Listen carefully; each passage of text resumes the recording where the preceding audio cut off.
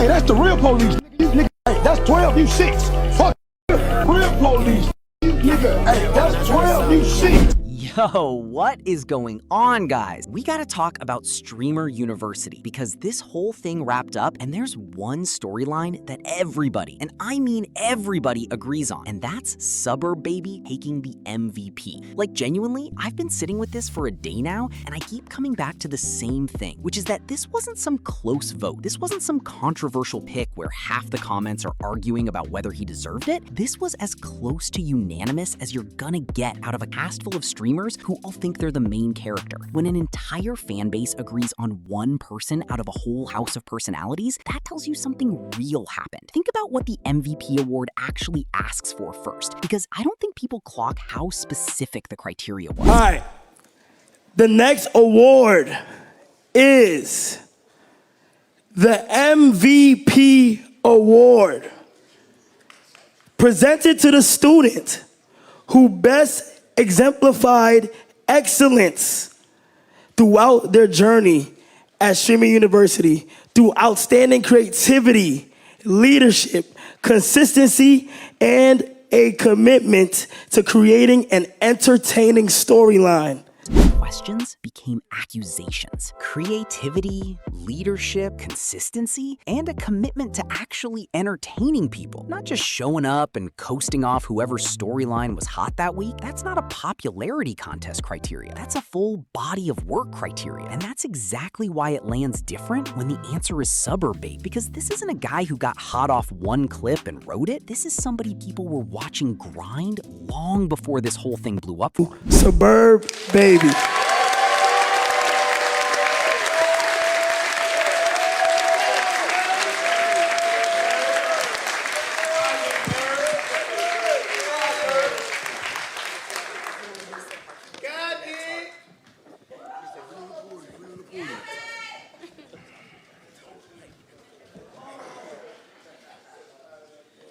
That reaction right there, that's not a manufactured moment. That's a guy who genuinely didn't know if he had this locked in, getting hit with the fact that an entire house full of streamers and an entire audience watching from home decided he was the standard for the whole class. You can't fake that face. And that's the difference between an MVP that feels earned and an MVP that just feels like a producer's pick. This one felt earned. Now, here's the part that actually makes this interesting, because it's not like Suburb Baby's run was some clean, controversy-free highlight reel the entire time either. There's genuinely people out there saying his stuff is scripted, that his skits are set up beforehand, that he's playing a character more than he's just being himself on stream. That shit look good, don't it?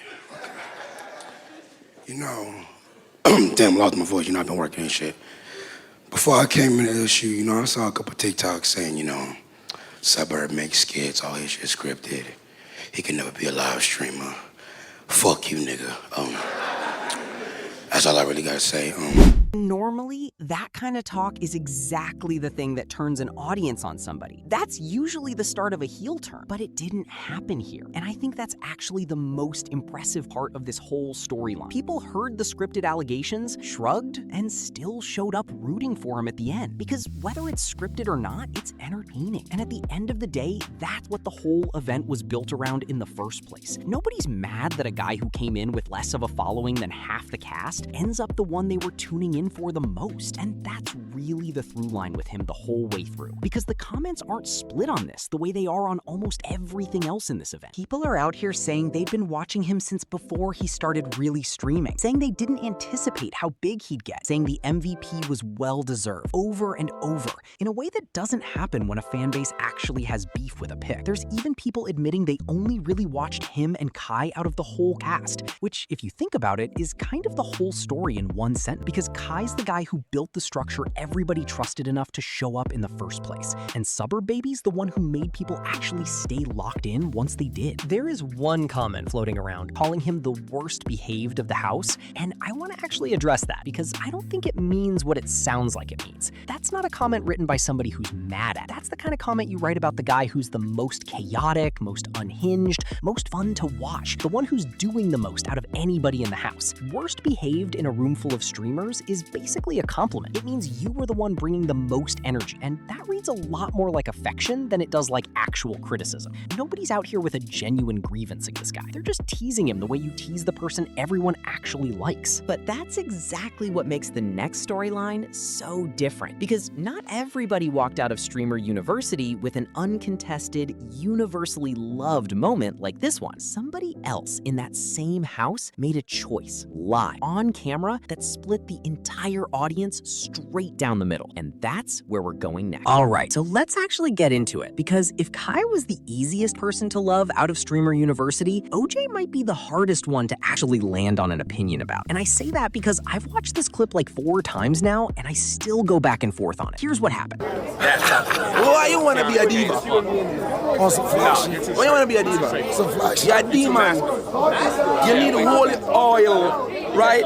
You need to sit down in the holy oil. You need to go get a church bath and cleanse your body, right? I think you are confused. I think you need some guidance. I think your parents feel a little way about that. I think you're clip farming. At some point in the house, OJay pulls up on PlaqueBoyMax live, cameras rolling, everybody watching, and starts going in on him about a tattoo. Not just going in casually either. He's calling it an abomination. He's telling Max he needs to go get cleansed. He's framing this whole thing as spiritual, as Max losing himself, selling his soul for a clip and a nomination. About that, I think you're clip farming and you're getting your clips. You pushing the persona. You smart. You loyal. I know what you're doing. You know what you're doing. You've been at this. But you are not a diva. Diva's bent over. I don't think you're bent over. You're not the little boys in clover. The room just kind of sits there while this happens, because what do you even say in that moment? This isn't a joke. This isn't a normal roast. This is somebody bringing religion into a call-out in front of an entire audience. And look, I get why people's first reaction was to defend OJay a little, because on the surface, it sounds like a guy who cares. He's out here saying he's proud of everything else Max has done, that this one thing is the only part he's not proud of, that he's known him since he was subbing him back when Max was small. Don't lose yourself, don't sell your soul, Max. They want your soul because you changed the game. Don't sell your soul. You know I have a soul. You know I don't hold my tongue.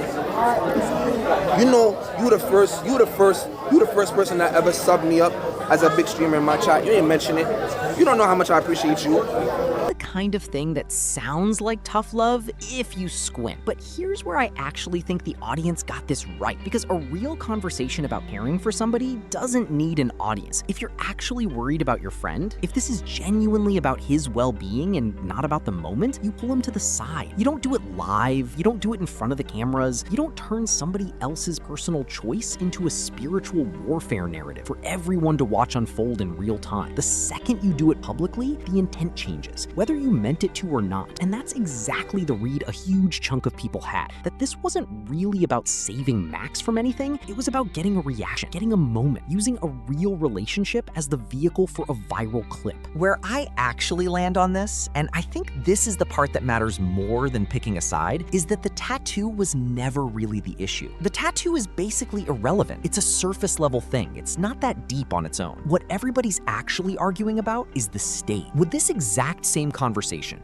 word for word, have landed differently if it happened in a car, off stream, just the two of them? I think almost everybody on both sides of this debate would say yes. That's the real controversy. Not whether OJay had a point, but whether he chose the right moment to make it. And I think deep down, even people defending him know the answer to that. And that's why OJay ends up in this spot as the most talked about, most argued over person out of the entire event, in a way that's completely different from Kai. Kai's story is universally loved because there's nothing to debate. Everybody's reading the same moment the same way. OJay's story keeps generating replies a full day later because nobody's reading it the same way. Everybody's got a slightly different angle on intent versus impact, on tough love versus clout, on private concern versus public humiliation. That's genuinely what makes this such good content, honestly. Not because anybody's wrong or right in some clean way, but because it's messy in the exact way real relationships actually are. And that messiness is what people can't stop talking about. Kai gave people a moment to feel good about. OJay gave people a moment to actually argue about. And at an event built entirely on personalities colliding, that might honestly be the more accurate temperature check of what Streamer University really was.